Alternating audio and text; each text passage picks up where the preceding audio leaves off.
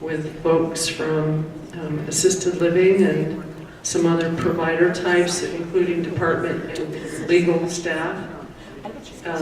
What we're working through right now is to come up with the minimum core requirements that would need to be covered by whoever is going to be providing that QMAP training in the community. The way this will look in the future is any private entity can be a QMAP trainer. There will be some sort of process whereby they'll have to, their curriculum will have to meet the components that this task force is identifying. But as you can imagine, the messaging that might go on between different trainers out there is going to be different. It's not going to be the same, because the rules that we're going to develop for what the core curriculum is really going to be a high-level marching order, sort of a bullet list. You have to cover medication administration rights. You have to cover infection control. You have to cover accountability. Those are pretty high-level topics. There's no standard out there for QMAP like there is for a nurse or a CNA that's med certified to provide medications. That lives in DORA. DORA has some prescriptive things that are expected in order for you to be certified or licensed. And then the nursing profession in and of itself have a set of rules that all nurses are trained by before they can graduate. It doesn't exist for QMAPs. So as you can imagine, there's going to be varied levels of good training, varied levels of people who are good at being a QMAP once they pass that course.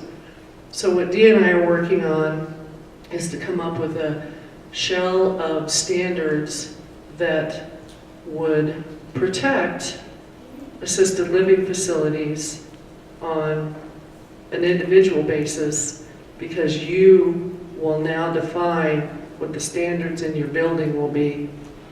There's some takeaway things that have to be there, same thing, medication rights, but we'll be identifying what those look like in the assisted living facility. So the medication administration section of the rules we're imagining will have a little more beef to it, and it's so that you can frame your policies for a QMAP around that. Before, the QMAP training and the online prep course that we had define what the norm is. It's going to be a very high-level set of rules now, so we're going to try and put some limited amount of takeaways that would be common expectations for medication administration in a facility, storage, those sorts of things. And that's at the assisted living committee meetings, so if you have thoughts, input, that's the place you can come to do that. And you can always send Dee and I an email if you have an idea about medication administration or have some input about what it should or shouldn't look like in an assisted living facility. Do you have the little thing? You do. Can you? Yeah. So, no, I'll leave it to you. I'm bad at that. I'm just going to touch on this quick. You may or may not have heard of this. A bill passed that allows, it's funny, we were just talking about paramedics a little while ago, allows paramedics to provide some level of community service in multiple types of settings, including ALRs. The bill requires the folks that credential paramedics to identify what additional education and training they would need to embark on providing additional hands-on care that's customarily outside of the realm of a paramedic. So a paramedic right now operates like a mass unit response. I have an emergency, what do I need to do to secure them and get them to the hospital? That's their role. Now, a paramedic might be, from a physician's order, going in and making sure that you understand your discharge orders and your meds are set up appropriately. As I understand it, it would be intermittent, but all of that is to be determined. They would do it in their community settings and try and address community needs. And as you can imagine, each community, whether it's rural or metro, has different needs. Sometimes it's mental health, sometimes it's health, sometimes it's navigation for resources. So we're at the very front of this. It's a very complex and confusing idea, I'll just say. But we are developing, through 2 task force, a set of what the standards would look like to be a community paramedic agency and what the standard would look like for expanded education, training, and competency for paramedics. So just stay tuned. Hospice and ELRs, I can do this one relatively quickly. There have been some questions that have come to the department, mostly from the hospices, about assisted living facilities that don't want to contract with hospices. Hospices are required, not only under federal rule but licensing rule, to contract with nursing homes.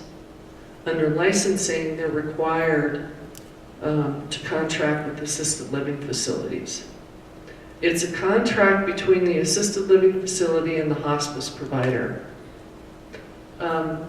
It doesn't really pull you into anything other than it normalizes what the terms are of both of you working collaboratively on behalf of that resident. So in that contract, you should expect to see information from the hospice that says, this is when you have to call the hospice. This is what the hospice will do, this is what the hospice won't do. It gives you the framework with how you interface and work with hospice. When someone goes on hospice, hospice becomes the case manager for everything for that resident. Not room and board, but you're still responsible for assisted living services. And if something doesn't look right, the person's not doing well, your first obligation is to call the hospice. Not 911, not the doctor, the hospice. That's what this contract's for. The impact of a contract not being mutually agreed upon between a hospice and assisted living means one of 2 things. This is true in nursing homes as well. If that resident wants that hospice and the assisted living refuses to contract, 2 things are going to happen. Either number 1, the resident is going to forgo the hospice services, or the resident is going to leave the facility and move elsewhere to a place that'll contract with them so they can be admitted for the services. It's the same in nursing homes. Now, I'm not saying that if you're not happy with a hospice's level of services, maybe they don't have a good reputation, maybe you have concerns about previous business engagements with them, you don't have to contract with the hospice in that manner. You can say, I'm not going to contract with this one, but here's 2 or 3 others that I already have a contract for. So I'm not saying that you're forced to engage in that contract, but you have to have a contract when someone's receiving hospice services. Does that make sense? Did you have a question? I did, very quickly.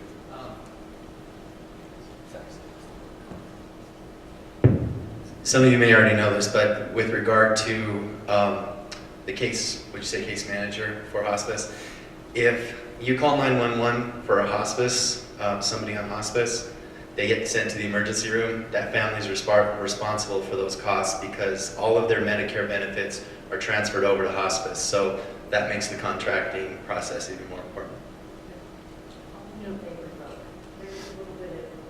Well, so they can't get, they could automatically revoke if they receive services that would begin to fight their primary terminal diagnosis, meaning I have cancer. I can't receive services that would fight that cancer because it's my terminal illness. Not to say that I can't be treated for a broken arm, right? Right, exactly. Yeah. So it just depends on what they're getting treated for. Yeah. It depends on what they're getting treated for, but all kinds of nasty things happen when hospice patients get in the hospital. I was a hospice nurse before I started with the state. Did it for 5 years, loved it. Hospice patients, when they get in the hospital, a lot of the hospice patients are on such high levels of narcotics and anti-anxiety medications and all kinds of other pain medications because their pain threshold is so high. And sometimes when they get in the hospital and they're not quite with it, what is one of the things the hospital does? Give them a little bit of Narcan, which sort of drops that narcotic right down, and then the pain goes right back up. The hospital people don't know. They don't know what this person's coming on board with. They just know you don't look right to me, and we've got to sort of wake you up. So it's why the contract is important. The hospice nurse will know exactly what to do and should be expected to come in and take over. I'm the person to call if you have problems with hospice services in your facility. We can either talk it over, I can get the ALR and the hospice and myself on the phone, or you can put in an anonymous complaint and we'll do an investigation, one way or the other. So I'm going to ask my folks from Medicaid to come up here. Well, I'm talking quickly about SLPs and TLPs, which is up there. Find my paper here. How many people know what these two things are? One. I lost my paper. I lost my paper. Oh, there it is. So, real quickly, supported living programs and transitional living programs are Medicaid waiver programs under brain injury benefit. These programs are provided in assisted living facilities. The supported living programs are provider-owned residential settings that give ongoing care to individuals in the community. It's a 24-hour supervised and structured residence for people to reside. Transitional living program is a provider-owned residential setting that cater to individuals who often have a co-occurrence of behavioral health needs and require higher intensity of care. These settings are limited to individuals that are sort of in a post-acute state of recovery. If you're interested in more information about that, you can certainly contact us. However, we would be doing the compliance inspection. More details about the program and the population that you serve would be at the Medicaid or HICPUB website. We only have about, what'd you say, six providers right now, assisted living providers that provide SLP, and even fewer of the transitional living program. One.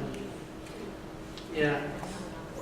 The transitional living program rules are currently under review, and the supported living program rules have already been reviewed by Medicaid. It's a special population, requires a special type of staff, and some special attention, but I wanted to just make you aware of those services and that they're required to be provided in an ALR. Well, our sincere apologies from Medicaid Healthcare Policy and Financing for missing our 1:30 session. So thank you to Elaine and Dee for sharing a little bit of their time. I'm Cassandra Keller. I oversee several of the Medicaid benefits for the waiver program. I have been filling in for the alternative care facility position. As many of you know, Caitlin Phillips was in that position and she has left. We have filled that position now, and it's Lindsay Westland, who's in the back here. She has just started this week, and so she will be your point of contact at the department if you have Medicaid clients and you're an ACF.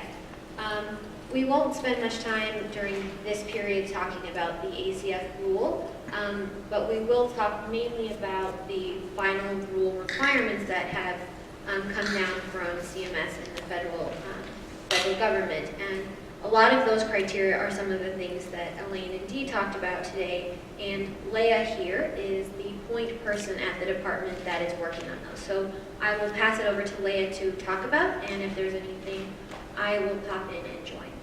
Okay, so thank you. Can you guys hear me? So I'm Leah Pogerler. I am the department lead on implementing the federal settings rule, and I also want to add my thanks for giving us some of your time so we can be here today, and thanks everyone for letting the schedule be arranged. We really wanted to just let you know what's happening with the federal rule, and I'm going to start at square one because I know some of you are starting at square one and are new to the whole industry. And so what is the federal rule that we're talking about? It was finalized by CMS, which is the federal agency that governs Medicaid, in 2014. But lucky for anybody who's panicking, we don't all have to comply with it until early 2019, March 2019. And the reason that CMS gave states and gave providers a while to come into compliance is because of how many changes are part of the rule. So some of these requirements apply to any setting of any type where people receive HCBS services. They have to be integrated and provide people with full access to the community. So you can't just lock people in and say this is a closed setting, nobody comes or goes. The settings have to be selected by the individual. You can't just say you're here because, Medicaid put you here. And I'll just pause and say that these are Medicaid rules, so if you're an ALR that is not an ACF, these might be a good idea for you, but what we're really concerned with is anybody claiming Medicaid reimbursement. I'm going to interrupt you real quick. What she just said with regard to these being Medicaid rules, assisted living rules for licensing are under review.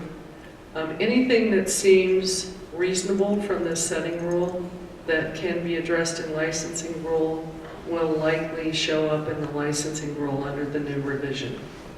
So again, your voice at the committee meetings is important, but we are looking at concurrently Medicaid setting rule while we're looking at the licensing rules so that we don't create a gap or conflict. And the ACF rule is being revised, and we are working together as the ALR rule is being revised, so our rules are compatible, they have no conflict, and so we are doing that together right now. So we're making sure they integrate all of the things that Leah is discussing, and they're integrating what's going on in the ALR rule.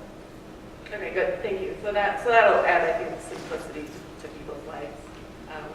So another requirement is that the setting ensures individuals' rights to privacy, dignity, respect, and freedom from restraint, which I hope everyone already does, but now CMS is just reiterating that you have to. The setting should optimize individual autonomy and independence in making life choices. So in other words, you don't just have a regimented day where everybody does the exact same thing.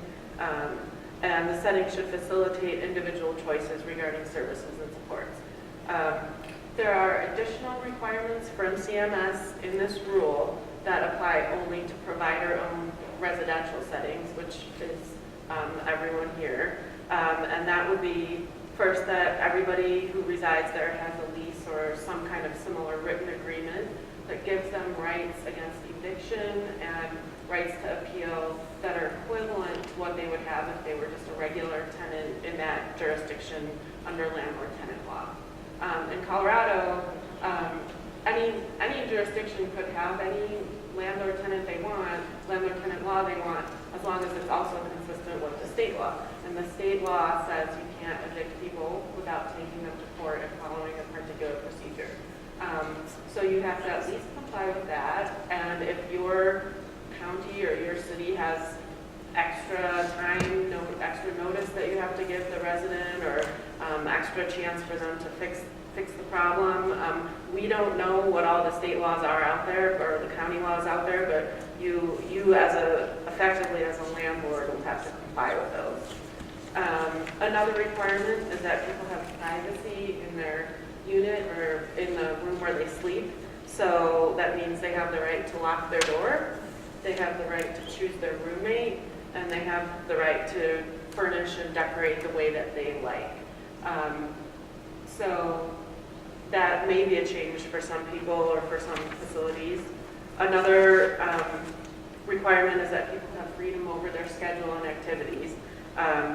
They can have visitors at any time. And lastly, that if any of what I just said has to be modified for that person, it's modified on an individualized basis. It's not just an across the board, oh, nobody can ever have visitors after 10. It's that this person, because of some individual thing happening with them, shouldn't have visitors after 10, and they agree to that in their person-centered plan. So where are we as a state? We're halfway through the 5 years that CMS gave everyone to come into compliance. We have a statewide transition plan that has been out for public comment and submitted to CMS a couple times, actually a few times. And if you haven't seen it, I encourage you to go to our website and look at it, because it will tell you what's coming down the pike and what have we already done. So the big projects that are part of the transition plan are sort of 2 or 3 biggies. The first biggie is we as a department have to get our rules, the state statutes, any waivers that we have with CMS. We have to get our house in order and compliant with the federal requirements. So we are going through, and again, if you go to our website, you'll see a document that I call the crosswalk.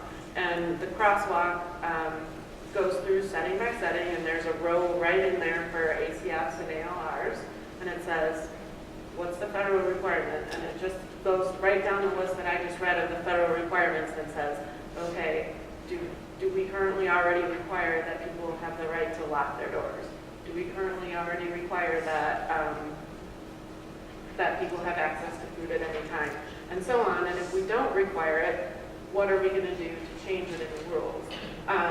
ACFs and ALRs, as a group, you guys are a little bit ahead of other settings out there because of this work group and because of the ongoing process that you already have as a group to work on your rules. This rule that I'm talking about is part of this larger effort underway to bring the rules up to date in a lot of ways. And so you guys are already pretty good, and if you've been part of the work group, you already have a good sense of what's happening in the rules to bring us into compliance. But we're doing that process. If it's not already underway for every other kind of setting, it's going to soon be underway so that we can get all our rules revised, statutes, and so on. The second big project that we're working on is site-specific compliance. So each and every single ALR, or each and every single, at the moment at least, ACF has to be checked for compliance with this rule. And when I say it has to be, I mean that is a CMS requirement. That's a federal requirement that we're implementing. So what we're doing is, if you haven't already received from us, you should, within a matter of weeks or months, receive from us a provider transition plan, which is a document that breaks down the rule that I just talked about and walks you through piece by piece of the rule. What does the rule say?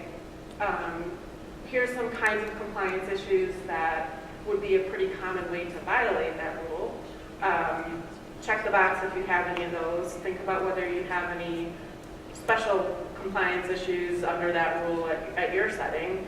And then if you have a problem, what's the remedial action plan? What are you going to do? Who's in charge at the setting of doing it? How long is it going to take you? So some people in this room have already done that, and the rest of you will soon for every setting to sort of self-assess. And then we'll also be verifying that by reviewing any documents you submit with it. So if you say, oh, we already have a lease that complies with that rule, and gives everybody protection against eviction, let's see the lease. So you'll submit that with your document. If you say that you're going to develop that kind of document or you're developing new policies and procedures, then submit an updated PTP, provider transition plan in 6 months that says, okay, now we got there, here's our revised documents. Along with that, we're working with CDPHE to do site visits, and those are on a random selection. Some settings have already been visited, and that's not just ACFs, but group homes, host homes, any provider that serves any kind of waiver out there. We're starting to check, and we'll continue to check to make sure that people, really it's intended as support. Like, do you understand this rule? It's a big rule, it's complicated. Do you need help understanding what you have to do? Do you need help understanding, maybe you know that there's a problem, but you just need some suggestions about how to comply or how to even document compliance. The site visit teams are helping individual settings work through those problems, and in the end, what we'll end up with down the road is basically a list of settings that we hope are in compliance, and then settings that, if they aren't in compliance, will have to transition their clients to some other payment source or some other setting, because Medicaid in March 2019 will not be able to pay for our clients that are receiving HCBS services in a setting that doesn't meet those federal criteria. So another benefit of the site visits and also the PTPs is they're helping people realize what questions they have. And I just heard one today about, well, what about house rules? Are house rules allowed? Are they required? If they are allowed, what can they look like, or what do they need to look like? And so that's something that, as this process goes forward, that helps sort of elevate concerns and at least help people realize, oh, this rule, even as complicated as it is, it gets more complicated when you try to apply it and implement it. So if you have a question like this, so it's great for me to be here, but your contact, Lindsay, raise your hand again so people can see. She's your contact, if not your site visit team, or if not when you're doing your PTP, to reach her and ask those questions. And if she doesn't know the answer, she'll get them to me, and I'll get them even higher up if they need to go higher up to say, what's the rule on this? And sometimes our problem is CMS, the federal agency that created this rule, didn't necessarily issue as much guidance as it could have on where the rubber meets the road and how these rules need to be applied in particular settings. And so we're trying to get guidance from CMS. We're trying to just think, I guess, well, the phrase used before, what's the reasonable person standard? What should the rule be if we don't know what CMS requires? And so we've had questions about, in other settings like host homes, a host home is where a client lives in the house of the person providing services. Well, can you really not get that person out of the house sooner than you'd be able to if you have to take them to court? So we have to really look at, how does that lease requirement and the landlord-tenant requirement work there? So the more questions we get, the more we can help everyone get into compliance on time. The last biggie of the projects we're working on is guidance for everyone. We have already had, over the past couple of years, several webinars and trainings. You can go on our website and get like a slide deck like this. I'm not sure whether you can hear the recorded session or not, but you can at least see the written parts of the session, and we'll be continuing to come out with those kinds of guidance and trainings as we hear more questions about what's on people's mind now. And we are, Leigh and I and Medicaid are feeling the same way that Elaine and Dee are saying, that we know that we're throwing a lot of requirements and rules at you, and there's a lot being asked of you. And we apologize, and we know there's a lot of things that you need to do to come into compliance. And, you know, we're here for support and any kind of guidance that you can have. And I know that we have just in a short amount of time thrown a lot of information at you. But I just wanted to make sure that what Leah was relaying is made clear, that we have these final rule, they call it a rule, but it's not even very final, but they have these requirements on what a home and community-based setting needs to look like. They have these overarching requirements. Then you have what an ALR has to look like over here. And then on top of that, if you're providing services as an ACF, you then on top of that have to adhere to the Medicaid ACF requirements.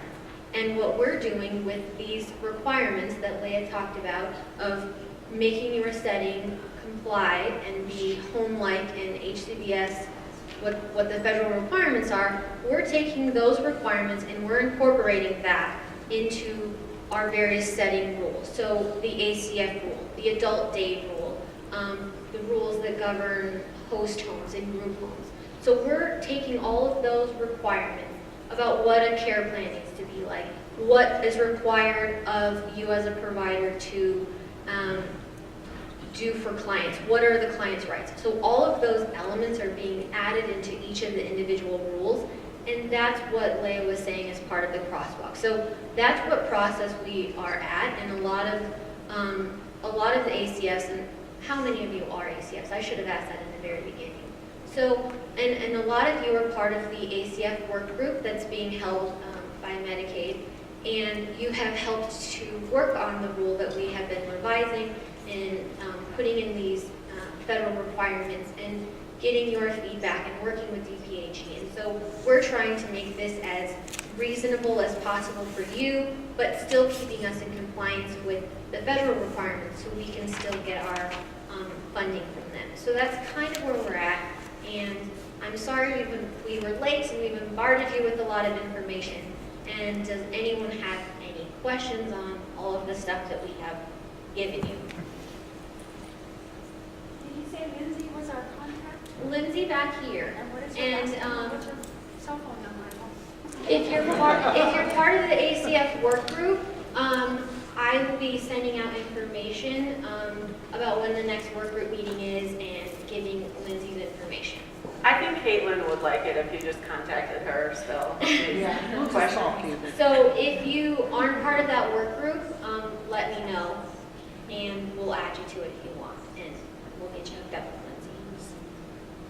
Did I turn it off? So Lindsay, when you're ready, we can send out a portal message with your name and number and title to all of the ACFs that we have out there, which is how many, Dee?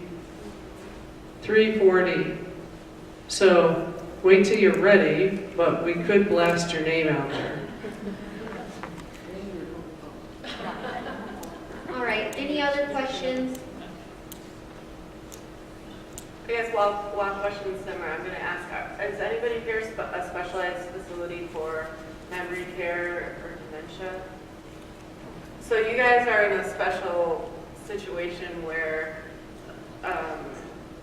the federal rule says the setting respects your right to privacy, dignity, respect, and freedom from restraint. And if you just look at the rule as it's written, it doesn't seem to allow for modification in the person-centered plan the way that the part of the rule about food and visitors at any time and some of the other rights does allow for modification in the person-centered plan. And so there has been a lot of confusion and questions out there about, well, what does this mean, for people who wander and are at risk and have, what's the law here? And so that's just to give you guys an example of something where we've been pressing CMS to give us guidance. There are some slide decks out there on CMS's website where providers in this area and someone from the Alzheimer's Association has talked about what they have found to be best practices. And basically it appears that sort of the wording of the rule aside, the way that seems to work is to have methods that are individualized in the person-centered plan.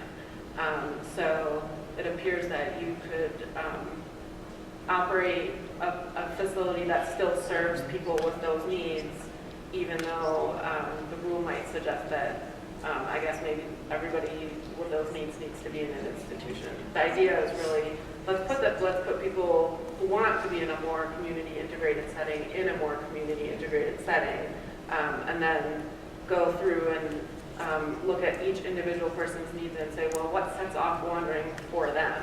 What is anxiety inducing for them? What would work for them?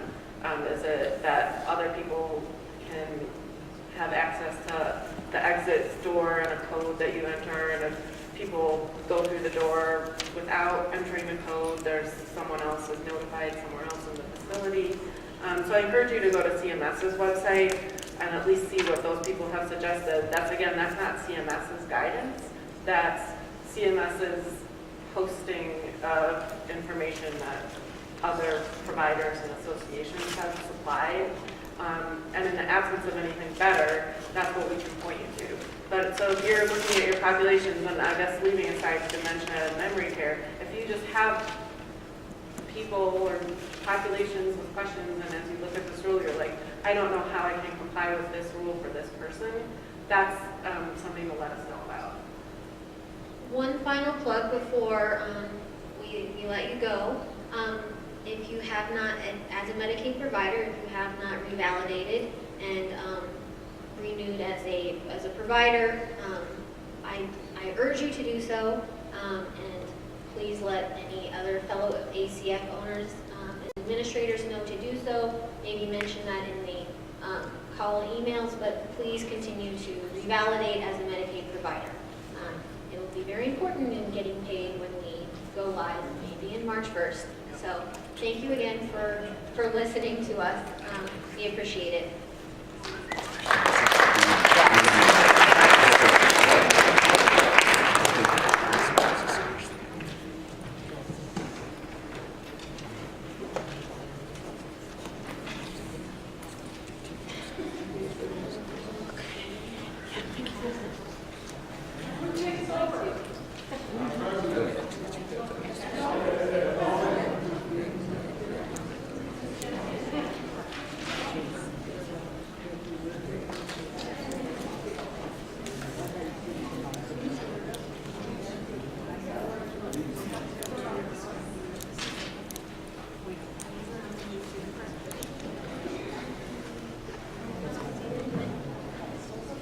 I was waiting for more stuff.